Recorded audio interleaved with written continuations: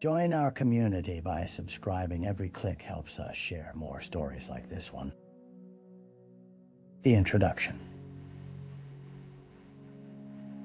The atmosphere in Maplewood, a small town nestled in the Midwest, was a delicate blend of Americana charm and the veneer of safety typical of suburban life. White picket fences lined the streets, and children played in front yards, while neighbors exchanged friendly waves. Yet, beneath this picturesque facade lay something far more sinister. An undercurrent of secrecy lurking in the shadows. It was an ordinary Thursday evening when the call came in to the Maplewood Police Department. An unassuming resident had noticed the front door of his neighbor's house ajar, and concerns over a recent spate of petty burglaries in the area decided to investigate. The officer dispatched to the scene, Officer Carla Jensen, would soon realize this well-meaning act of curiosity would change the course of numerous lives forever. As Officer Jensen approached the small, two-story home of the Harrington family, a slight chill settled in the air, thickening the tension that surrounded the moment. The evening sun slipped beneath the horizon, casting an eerie glow on the surroundings. She pushed the door fully open, its creak echoing into the silence. What she found inside would haunt her nightmares: furniture overturned, scattered belongings, and in the dim light of the living room, a chilling discovery. A lifeless body sprawled against the floor, an unnatural stillness in the air. The victim was Claire Harrington, a beloved local school teacher known for her warmth and compassion. In an instant, the comforting familiarity of Maplewood was shattered, resentment and fear replacing the town's earlier peace. As the news broke, ripples of disbelief washed through the community. Whispers of who could do this, and why was she targeted, echoed in hushed conversation, the collective dread manifesting as they came to grips with the reality that evil had seeped into their midst. The victim, Claire Harrington, was the heart of Maplewood, a vibrant educator who poured her soul into her students. She had a way of making every child feel unique, nurtured, and valued. Her corner classroom at Maplewood Elementary was adorned with vibrant drawings, adorned bulletin boards, and colorful learning materials, a sanctuary where children thrived under her guidance. Her lively laughter was enough to light up even the bleakest of days. But there was more to Claire than just her role as a teacher. Her warmth extended beyond her classroom. She volunteered at the community center, organized book drives, and was often seen helping her elderly neighbors with groceries. To the townsfolk, Claire was synonymous with kindness, a presence that brought comfort to everyone she encountered. She was beloved, and her absence was felt like a gaping wound in the fabric of the community. Her friends noted a change in her rhythm just days before the fateful incident. An unusually late marking session, fleeting mentions of feeling watched, and a hint of nervousness sparked concern among those close to her, but anxiety was often dismissed. After all, they lived in Maplewood, a town where such fears felt ungrounded. Now, as police officers combed through her home for evidence, the realization crept into the minds of onlookers. Claire, the resilient spirit, seemed paradoxically fragile in death. Family photos captured her infectious smile, but the sorrow on the faces of those who knew her stooped low with disbelief and grief. At her memorial the following week, the community gathered in droves, each person clutching a small memento, a crumpled note, a hastily drawn picture, or a heartfelt message, all reminders of a life that once shone bright. Beneath the flood of candles flickering in the twilight, the collective desperation for answers grew, fueled by a haunting question that bound them all. Who would do such a thing to someone they all treasured? The crime scene. The Harrington home became a mosaic of grief and uncertainty, transformed into a crime scene that would leave a lasting imprint on Maplewood. Yellow tape fluttered in the evening breeze, marking off the perimeter where law enforcement meticulously combed through Claire's life for clues. The rhythmic sound of snapping cameras punctuated the stillness as forensic teams documented every inch of the house, treating the space with the reverence required for a temple of tragedy. Officer Carla Jensen stood outside, eyes absorbing the disarray. She had been the first on the scene, and it weighed heavy on her heart. Inside, the layout was familiar, the images of Claire's life painted in every corner. The kitchen table, once often set for family dinners and laughter, stood disheveled, a shattered plate and scattered silverware glinting under harsh fluorescent lights, remnants of both a struggle and a life abruptly interrupted. The body lay in the living room, a jarring contrast against the pastel decor. Claire was dressed in a floral blouse and jeans. The fabric crumpled right the stillness of the air around her. As detectives gathered more evidence, they noted a lack of signs indicating forced entry. The door, though ajar, showed no damage. The implication whispered discomfort. Whoever had entered was no stranger. Crime scene investigators cataloged details with precision. A broken vase on the floor suggested a struggle, while a shoe print near the window hinted at a hurried escape. But there was something more unsettling, a message scrawled on a yellow sticky note, clinging precariously to the coffee table.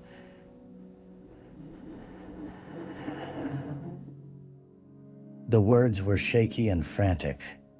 "I know what you did." Officer Jensen's breath caught in her throat. This wasn't just a murder. It was a personal vendetta. An unsettling realization dawned as the ramifications of that message sank in. There was someone out there, lurking in shadows, and the story of Claire's death was far from over. The small-town life Claire had represented was now entangled in a web of deceit and menace, pushing Maplewood into a narrative it never anticipated. As the sun dipped beneath the horizon, Officer Jensen couldn't shake the feeling that this was more than just a job. It was a solemn mission to unveil the truth behind the tragic, senseless murder of a beloved teacher, and to bring its architect to justice. The early investigation, the following days, morphed into a blur of activity for the Maplewood Police Department. Detective Samuel Reyes, a veteran investigator known for his tenacity, took the lead on the case. He gathered a small team in the department's cramped conference room, the walls plastered with maps and local crime statistics, their importance now magnified by Claire's brutal murder. The urgency palpable. The detectives knew they had to unravel the truth before fear turned their town into a cage. Initial interviews with friends, family, and colleagues yielded a kaleidoscope of insights into Claire's life. Among her most frequent visitors were fellow teachers and childhood friends who described her as kind-hearted, but occasionally guarded. Clues of recent unease rippled through the conversation like a thread, barely discernible. One friend recounted a lingering sense of dread Claire had felt, hinting at an unfamiliar face that had prowled the schoolyard on occasion. Although nobody had taken it seriously at the time, in the wake of her death, the dots began to connect unnervingly. Next, Detective Reyes turned to the school's administration. Principal Henderson, a man with a furrowed brow and hidden anxiety, struggled to contain his emotion. He portrayed Claire as an asset to the school and the community, but mentioned that she had recently reported receiving anonymous letters. Presumably harmless at first, they had escalated in intensity, spilling over from mere observations to ominous warnings.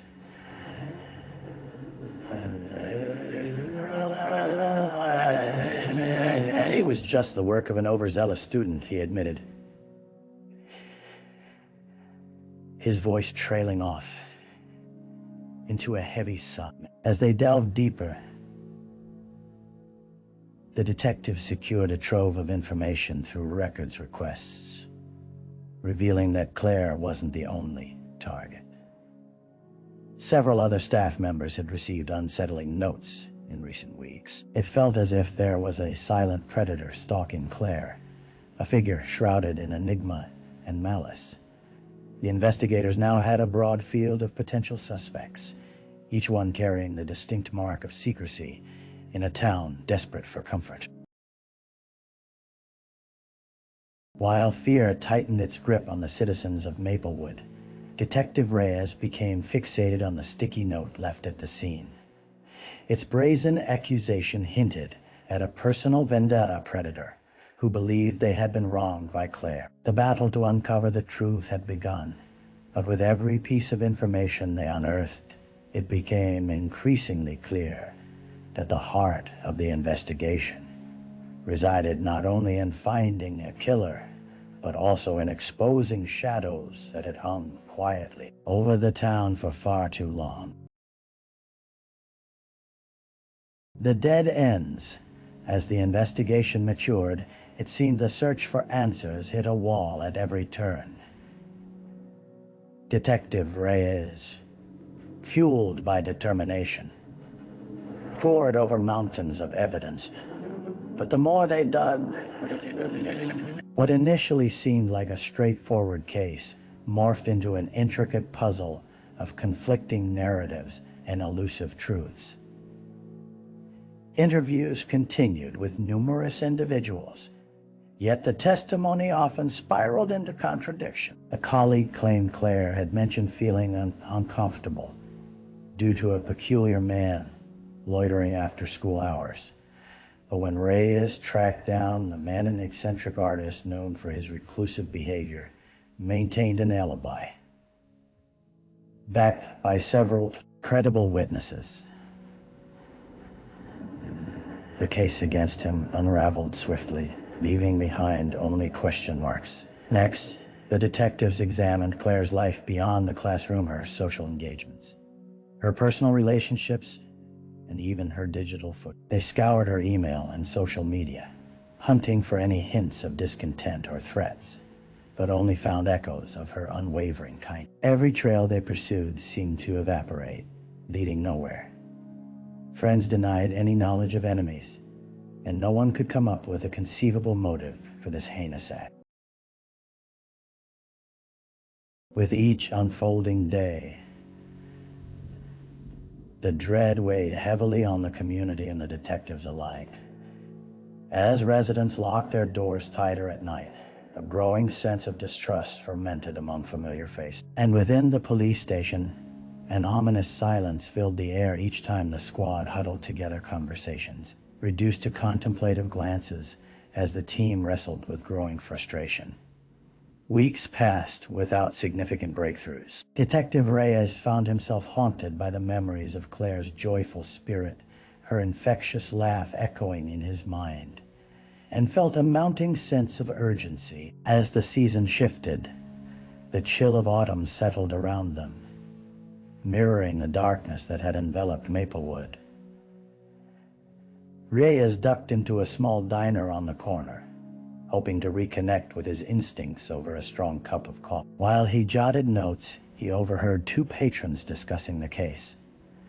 Their whispers were interspersed with conspiratorial glances, weaving tales of a potential suspect, someone whose name echoed the silence of several conversations. Curious, he leaned closer, straining to catch snippets, wondering if this was the break they desperately needed or another dead end.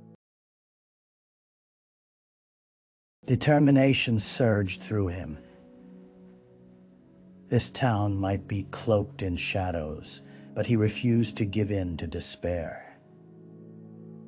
Somewhere beneath the surface, the truth lay hidden, waiting for someone to bring it to light. As he prepared to leave, he committed to pursuing any lead he could find, convinced that even in darkness, the slightest glimmer could lead to clarity.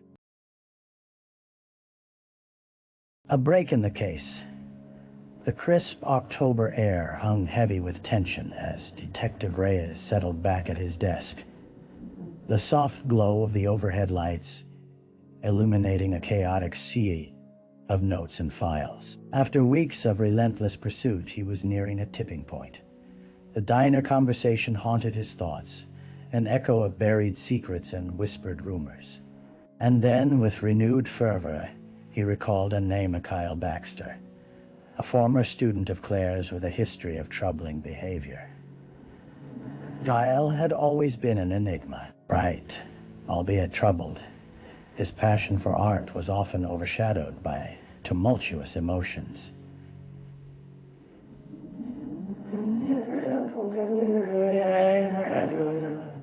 He'd struggled with fitting in, frequently seeking solace in isolation. There had been whispers about him around school, intense outbursts aimed at peers, understandable concerns around his mental health, and enough unpredictability that educators took note. But what struck Reyes was a deepened urgency.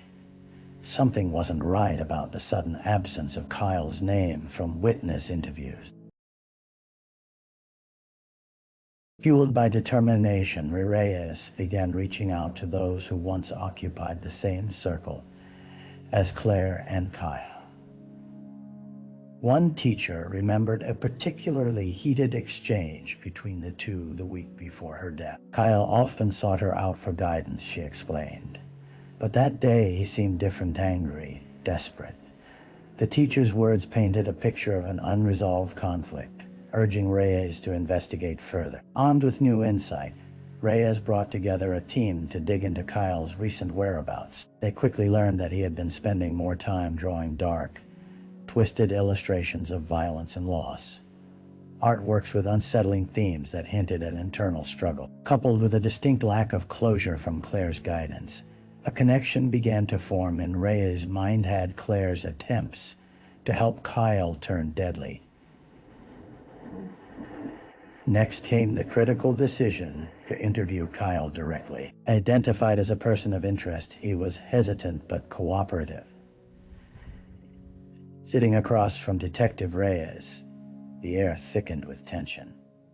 "You were close with Claire," Reyes began, watching closely as Kyle's eyes flickered ever so slight. "I want to understand your relationship with her." Kyle's response was a shaky breath. "She was trying to help me, but I couldn't." His voice trailed off, a hint of panic seeping into his expression. "I needed her, but it all became too much." Reyes pressed on, the realization hitting him hard. While Kyle may not have intended harm, the emotional turmoil that enveloped him had manifested as something destructive. He pushed further, weaving questions around the chaotic moments leading up to Claire's death, and it became apparent that she had been a lifeline, a beacon of hope in his turbulent world. As Kyle's narrative unraveled, the pieces began to align. Reyes could sense that the break the investigation desperately needed was near. The path was dark and winding, but perhaps it would lead to the truth. A truth that could finally bring justice for Claire Harrington, and by extension, peace for her fractured community. The suspect, with every revelation that emerged from Kyle Baxter's shaky confession, Detective Reyes felt the tension mount. He questioned the young man deeper, piecing together the puzzle with his instincts guiding him through the emotional minefield. "What do you mean by it all became too much?" he asked, his voice steady yet probing, trying to unravel the threads of fear and sorrow that gripped Kyle's past. The young man fidgeted, his hands trembling as he recalled haunting memories. "I thought I was getting better. Claire believed in me. Then I got these messages someone kept telling me I'd never amount to anything. I thought I could handle it.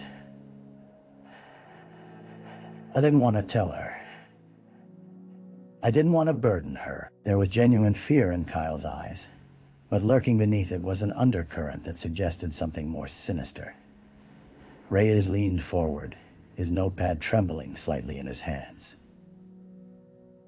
"So it wasn't Claire sending you the messages?" "No." Kyle's outburst broke the somber atmosphere, a fleeting moment of youthful intensity overshadowed by sorrow. "I just wanted to talk to her. But then, when I finally did try, everything went wrong." Struggling to mediate the storm brewing within the young man, Reyes instinctively felt the tension shift from apprehension to something heavier, darker, as if Kyle were teetering on the edge of a truth long buried in the shadows of his sight. The interrogation room grew thick with emotion, each silence screaming for clarity. And then, as if propelled by the need to release a haunting memory, Kyle spoke softly. "I went to her house that night. I thought if I could just explain everything, I would feel better. I knocked, but no one answered. I panicked, okay? I just panicked," Reyes interrupted, sensing a critical moment. "I tried to force the door open." Kyle burst out, his desperation filling the room. "I wasn't going to hurt Harry, swear. But then, when I got inside, she was there. And I just couldn't deal. I didn't mean to. I just wanted her to understand. The words stumbled out, hurried and disjointed, as Kyle's face contorted in remorse. Reyes felt himself shift, trapped between empathy and the cold realization of the gravity of the situation. The lines separating innocence and guilt blurred in that moment, raising questions about the depths of despair that lie beneath shattered hopes. Outside the interrogation room, Reyes exchanged glances with Officer Jensen, who had been quietly observing the scene unfold. Both understood instinctively that they were standing at the precipice of a breaking point, not just in the case, but within Kyle himself. As Reyes contemplated the fragility of youth, suffocated by circumstances beyond their control, he pondered the implications of this fragile psyche. Were they on the verge of capturing a murder or discovering a tragedy fueled by desperation? The answer emerged like a wisp of fog, both haunting and illuminating, leading them to the inevitable conclusion that sometimes monsters are born from pain rather than malice.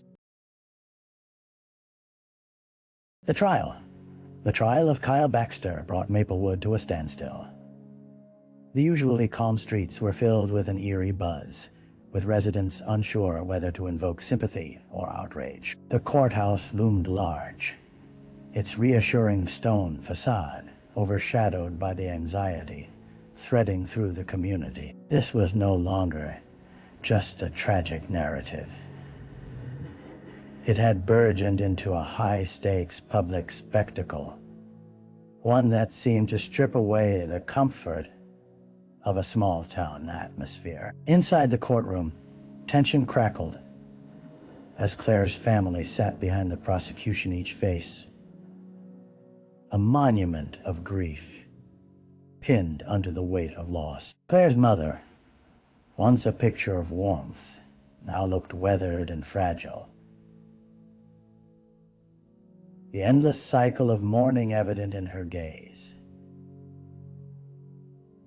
At the same time, whispers from the audience reflected the conflicting emotions swirling within the tight-knit town. Was Kyle a monster or a victim of his own turmoil?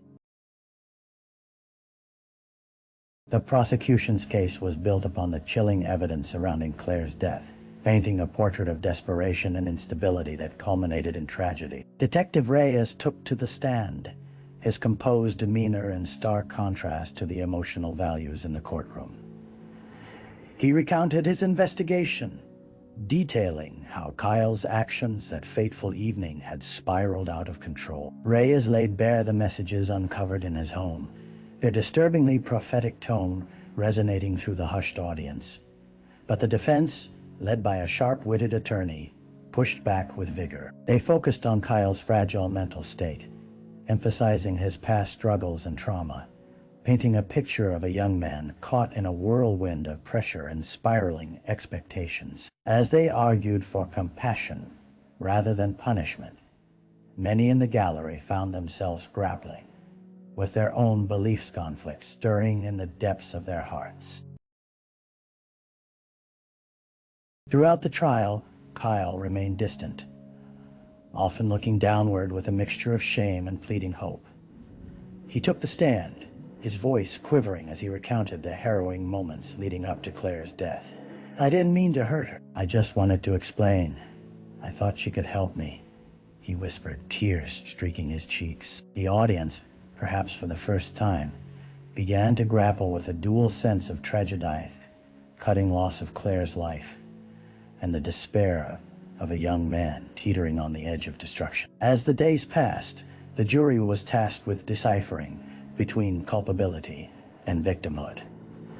Outside the courthouse, town members convened in heated discussions, some holding signs declaring justice for Claire, while others responded with help. This division only deepened the fracture that had left Maplewood reeling. Finally, after days of testimony and heart-wrenching moments, the jury deliberated. Reyes stood in the courthouse hallway, fingers nervously tapping against the polished wooden table, some part of him wishing for resolution yet fearing its implications. He understood that whatever decision was made, the reverberations would be felt throughout the town, sealing its fate for years to come. When the courtroom doors swung open and the jury entered, an electric hush enveloped the room. The foreman addressed the court, words measured and biting with finality. "We find the defendant guilty of manslaughter." Gasps rippled throughout the gallery. Claire's family fell into each other, weeping for their loss, while a wave of anguish washed over Kyle, who felt the implications of his actions echoed within the words of the verdict. In that moment, under the weight of the jury's decision, the realization of irrevocable consequences collided with the truth of despair, the haunting fragility of life, mourned by many. As Maplewood embarked upon the road to healing, the scars of the past lingered, a constant reminder that the lines between right and wrong, innocence and guilt, were often disturbingly blurred, forever changing the landscape of their community. The aftermath? In the aftermath of Kyle Baxter's conviction, Maplewood emerged as a community irrevocably altered, a town caught in the throes of conflicting emotions. The verdict echoed through its streets, igniting conversations that lingered long after the gavel fell. Claire Harrington's absence weighed heavily. Her students, once brimming with laughter, now navigated a silent void where their beloved teacher had once stood. Grief transformed into mourning for both sides of the tragedy. Claire's family, while relieved by the guilty verdict, found no solace. The void left by her death seemed insurmountable, her kindness a haunting specter that lingered in every corner. They attended support groups and memorial services, encountering others grappling with loss, each soul carrying its own burden. But while they sought healing, they were haunted by questions. Could they have done something to prevent this?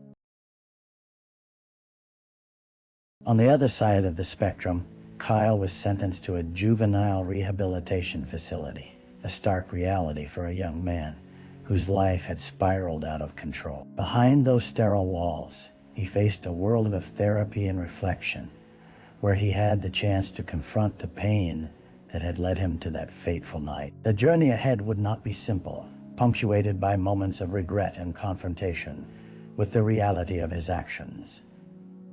Would he find a way to forgive himself? Or would he remain ensnared in the web of despair that had entangled? Across town, conversations reflected deep divides.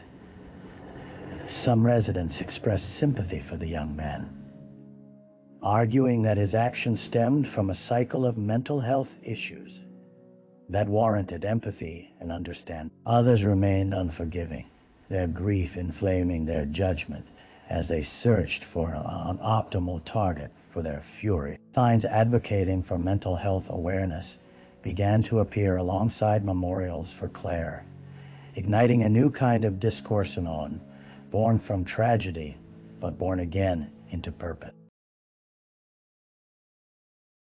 Detective Samuel Reyes, having witnessed the heartbreak unspool in the wake of the trial, found himself pondering the complexities that had been laid bare before him. He began speaking at local community centers, discussing the importance of mental health and the unyielding need for understanding within vulnerable populations. Schools incorporated programs that highlighted emotional wellness, instilling importance in addressing mental health as a community standard. As time passed and seasons changed, the town sought to reconcile the dual tragedies intertwined within its story. Claire's classroom was transformed into a memorial, a vibrant space where children could honor her legacy by promoting kindness and empathy toward one another, an unyielding reminder that every word and action mattered. In his juvenile facility, Kyle struggled through those initial months, fall and winter fading into spring.